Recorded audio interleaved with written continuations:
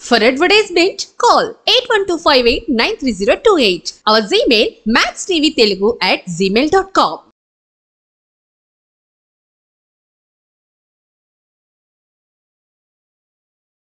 Max TV భక్తి ప్రేక్షకులకు నమస్కారం. నేను మీ శ్రావ్య. ఈరోజు మనతో పాటు ఉన్నారు ప్రముఖ ఆధ్యాత్మికవేత్త, ప్రముఖ జ్యోతిష్య వాస్తు పండితులు బ్రహ్మశ్రీ సుభాష్ శర్మ గారు. మరి గురుగారితో మాట్లాడి మనకున్న సందేహాలు ఈ రోజు వీడియోలో తెలుసుకుందాం. నమస్కారం గురుగారు. గురుగారు, కళలు, డ్రీమ్స్, అసలు మనిషికి కళలు అనేవి చాలా వస్తుంటాయి. అది అందులోనూ పొద్దున్న తెల్లవారుజామున వచ్చే కళలు నిజమవుతాయి అంటారు.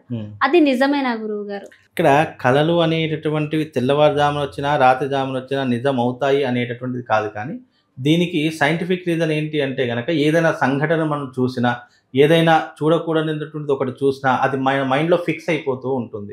ఇప్పుడు ఉదాహరణకు ఎగ్జాంపుల్ చూడండి, రాత్రంతా మనం ఒక సినిమా చూసామనుకోండి, ఆ సినిమా చూసినటువంటి దృశ్యాలు మనకు రాత్రి కళలోకి రావడం కానీ, లేదు అని అంటే కనుక దాని గురించి పదే పదే ఆలోచించడం ద్వారా మన మైండ్ అనేటటువంటి దాని మీదనే డిపెండ్ అవ్వడం ద్వారా మనకు విపరీతమైనటువంటి కళలు వస్తాయి అని చెప్పేసి సైంటిఫిక్ రీజన్స్ అనేటువంటి కొన్ని ఉన్నాయి. కాకపోతే ఏంటి అంటే ఇక శాస్త్ర ప్రకారం చెప్పాలి అంటే గనక కళలు అనేటటువంటి పూర్వజన్మ వాసన ద్వారా కూడా కొన్ని వస్తూ ఉంటాయి. పూర్వజన్మ వాసన అంటే ఏంటి అంటే గనక మనం ఇప్పుడు ఈ ప్రజెంట్ ఎలా ఉన్నామో మనకు అర్థమవుతుంది. కానీ గత జన్మలో ఎలా ఉన్నాము, ఏ పని చేస్తాము, ఎలాంటి క్రియలు చేస్తాము అనేది మనకు తెలియదు. కాబట్టి పూర్వజన్మ వాసనలు అనేటటువంటి మన మైండ్లో ఫిక్స్ అవుతూ ఉంటాయి.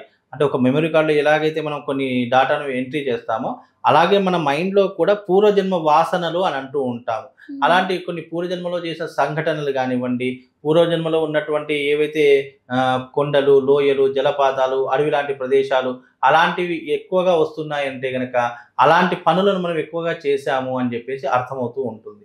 అలాగే ఈ కళలు అన్నదానికి నిదర్శనం ఏంటి అంటే కనుక ఏదైనా 1కి 10 సార్లు ఆలోచించడం ద్వారా కూడా మనకు కళలు విపరీతంగా పడతాయి.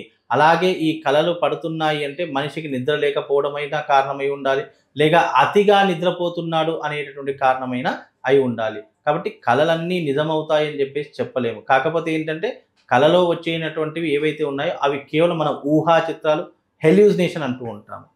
కాబట్టి ఆ హెల్యూజినేషన్లో బ్రతికేటటువంటివి కళలు. కాకపోతే అవి నిజ జీవితంలో జరిగేటటువంటి సంఘటనలు కావు. కనుక దాని గురించి పెద్ద భయపడాల్సిందో బాధపడాల్సిన అవసరం ఏమీ లేదమ్మా. చాలా చక్కగా చెప్పారు గురుగారు. ధన్యవాదాలు. శ్రీమాత్.